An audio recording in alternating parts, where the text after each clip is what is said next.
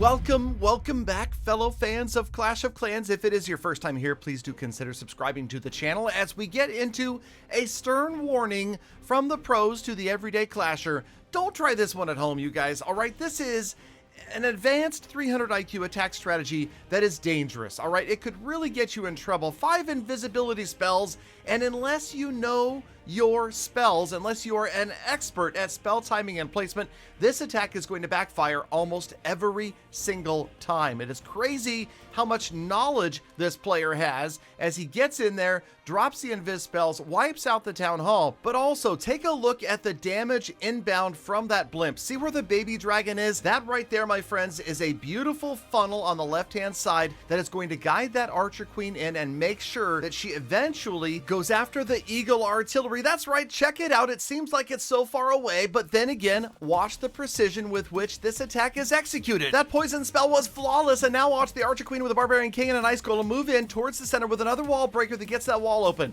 On the right hand side, you've got a baby dragon and the royal champion making sure that this archer queen goes straight for the eagle artillery, and that is just the thinking, the planning, the funneling that these players have that the rest of us maybe can't quite execute. Also, with 5 invisibility spells, Knowledge knew, get it?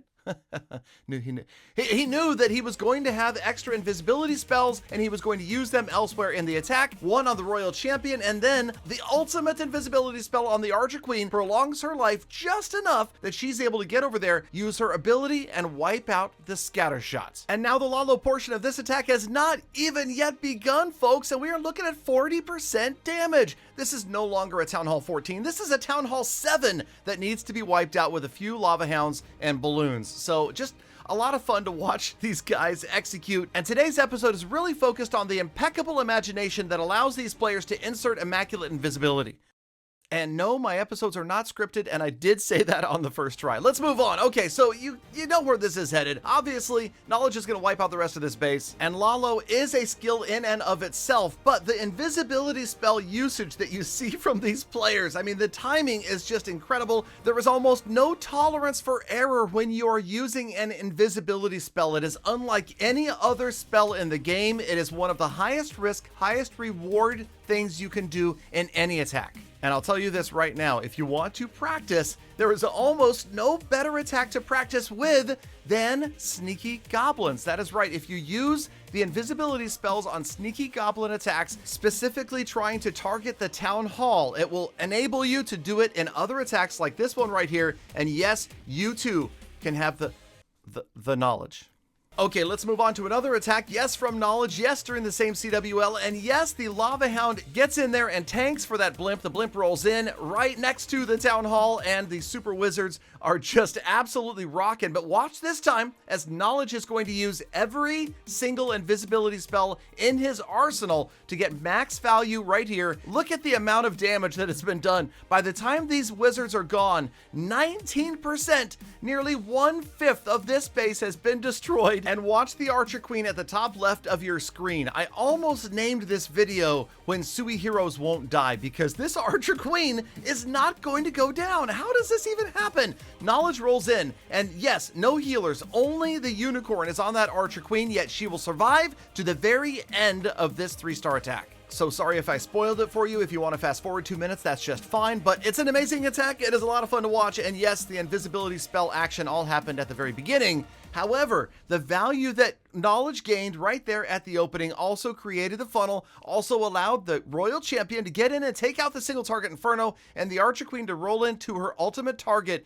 which you'll notice in each of these attacks, the heroes absolutely need to get in and wipe out the Eagle Artillery. And with that Eagle going down, that's the green light for the Lalo portion of this attack, which has already begun. Rolling in from 12 o'clock comes the Lava Hounds and the Balloons, and you can see that there's, well, essentially there's less than half a base. There's a Town Hall 6.8 left right here, and the Town Hall out of the way, of course. You've got a couple of freeze, a haste spell remaining, several troops, the Warden ability, and the Archer Queen's ability. So again, there's no question that this is going to be a 3-star. We see it from the very beginning, from the opening, from the value gained from the Super Wizards and the invisibility spells, and of course these heroes. The Archer Queen doesn't get much done the remainder of the attack, but again, just the fact that she's alive is pretty crazy, that she's not helping out, and the rest of this attack goes so smoothly. So OP is this attack that, man, it makes everybody want to try it. But again, I'm not recommending that anybody try this unless you know your invisibility spell timing and placement. Not just where you put it, but when you drop it, how long it is going to last. That is key. Where's the Archer Queen? There she is. Full health Archer Queen hanging out with her unicorn. On to the final attack of the day. And again, watch out for those 5 invisibility spells as the blimp rolls in, and each attack, Knowledge is ready and willing to change the number of invis that go down. Right here, you can see stuck in a tornado trap. Second invis, the rage goes down right away. And eventually, the super wizards do get to the town hall. Looked like it was going to be Harry there for a moment, but instead they met Sally and wiped out the town hall. You can see that there's 1 invisibility spell remaining, and that one going to be used just a little bit later, again on the heroes, to make sure they get max value. As again, watch for the target, the Eagle Artillery. It seems so far away, impossible, you would say, that a Sui hero could get all the way to the Eagle, but you know what's going to happen. Knowledge is going to pull this one off, and the Archer Queen just now beginning to roll in that perfect funnel to head towards that Eagle. Now the Royal Champion is going to get faced with the Clan Castle troops right here, and that is where the final invisibility spell comes in clutch as the Royal Champion wipes out the air defense, does not get attacked by the Clan Castle troops until the poison is done,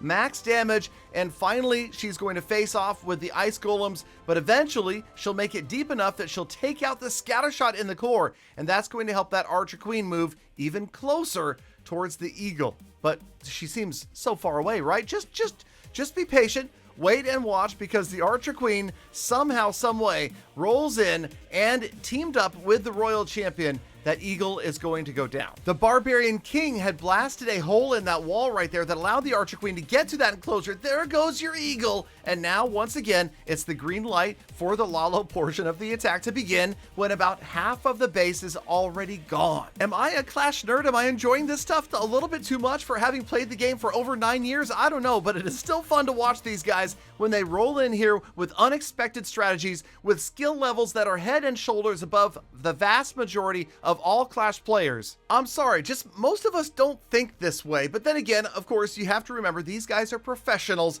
They're making thousands of dollars for playing Clash of Clans, which most of us also cannot say. But again, fun to watch, great to learn from, and if you can learn anything from these attacks, it is that the invisibility spell is the most underrated, overpowered spell that you could possibly choose to bring with you, but it's high risk, high reward, meaning you're going to fail unless you're really good at it. It takes a ton of practice to know the tolerances and to have the knowledge to use the invisibility spell to the maximum of its potential. So as this attack counts down to its final seconds, think back to earlier in this attack. Do you remember those pesky little ice golems that came out of the clan castle and delayed this attack by just a few seconds? Did you know that they might come back to bite somebody in the butt a little bit later on in the attack as time runs out, with the clan castle still sitting in the middle of the base? That's right, nobody's perfect, and the timing just a little bit off right here as Knowledge picks up a 99% 2-star. Exciting to watch nonetheless, and I hope you guys get a chance to try an invisibility spell or 5 in your future Clash of Clans attacks. Thank you, Galadon, for sticking around all the way to the end of the episode. Now get out there, make the best of the rest of your day, be kind to other people, animals, and the planet, and I will see you all back here again tomorrow for more full attacks. Galadon, I've perfected an air attack of my own. No, don't. Peter, nobody thinks that's fun.